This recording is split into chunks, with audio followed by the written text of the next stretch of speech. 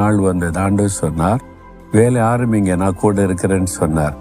வேலை ஆரம்பிச்சோம். எல்லா தடைகளையும் கர்த்தர் உடைத்தெறிந்து தேவனுடைய வீட்டை கட்டி கொடுத்து பிரதிஷ்டை பண்ண கர்த்தர் உதவி செய்தார். இக்கட்டான சூழ்நிலையில, மனிதர்கள் உதவி செய்ய முடியாத சூழ்நிலையிலும் கர்த்தர் உதவி செய்ய முடியும். அல்லது மனிதர்கள் உதவி செய்ய மறுத்துட்டாலும் ஆண்டவர் மறுக்க மாட்டார், உங்களுக்கு உதவி செய்வார்.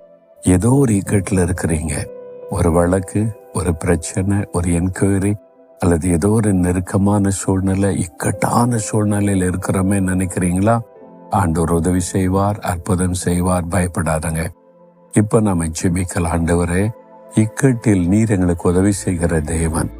மனுஷனுடைய உதவி விருதா, ஆனால் நீர் எங்களுக்கு அற்புதம் செய்கிற தேவன். இந்த மகனுக்கு மகளுக்கு இந்த இக்கட்டில் அற்புதம் செய்து மகிழ பண்ணும்.